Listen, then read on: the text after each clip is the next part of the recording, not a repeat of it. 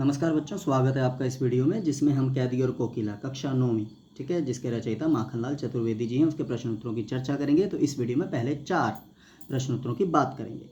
तो पहला प्रश्न है, कोयल की कूक सुनकर कवि जी की क्या प्रतिक्रिया थी, क्या रिस्पॉन्स था। तो बच्चों यह रहा उत्तर, ध्यान से सुनिएगा।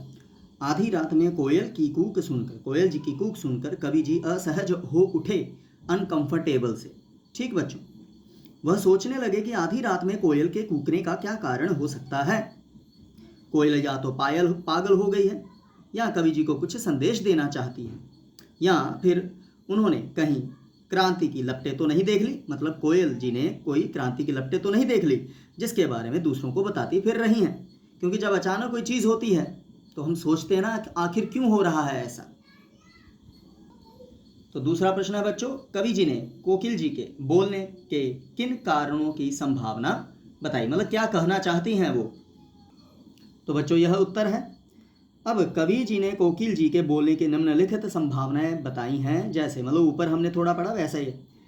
यहाँ तो वह पगला गई हैं, ठीक है, हो गई हैं, या उसने दावा नल की लपटें देख ली हैं, मतलब क्रांति की, या वह स्वतंत्रता के लिए कैदियों को संदेश देना चाहती हैं, या फिर क्रांतिकारियों के मन में देश प्रेम की भावना और भी प्रगाढ़ करने का संदेश देने आई हैं।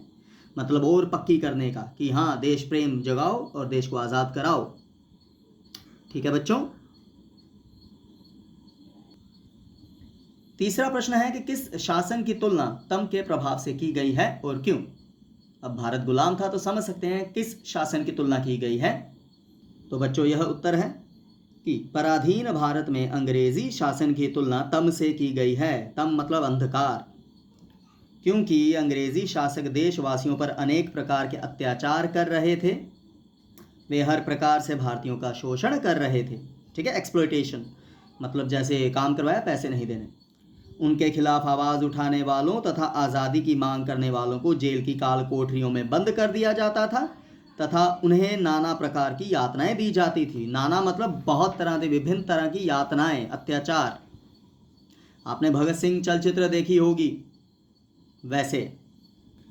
तो बच्चों चौथा प्रश्न है, कविता के आधार पर पराधीन भारत की जेलों में दी जाने वाली यंत्रणाओं का वर्णन कीजिए।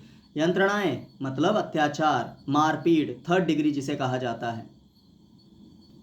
तो बच्चों यह उत्तर है। तो पराधीन भारत की जेलों में कैदियों को निम्नलिखित यंत्रणाएं दी जाती हैं। निम्नलिखित मतलब नीचे लिखी। तो कैदियों को बेड़ियों तथा हथकड़ियों में बांधकर छोटी छोटी कोठरियों में चोरों, लुटेरों और डाकुओं के साथ रखा जाता था। देश के लिए अच्छा काम कर रहे थे ना, फिर भी उन्हें गलत समझा जाता था। कैदियों से पशुओं के समान काम लिया जाता था। उन्हें भीषण यंत्रणा दी जाती थी। वे ना मर सकते थे ना चैन से जी सकते थे। आप समझ सकते हैं। तो बच्चों आप समझ सकते हैं ना मर सकना ना जी सकना क्या होता है। तो उन्हें खाने को बहुत कम दिया जाता था और बात बात पर गालियां दी जाती थी। तो आप समझ सकते हैं कैसा व्यवहार उनके साथ किया जाता था। काफ़ी आपने देशभक्ति से जुड़ी चलचित्र देखी, आपको समझ आ गया होगा। धन्यवाद।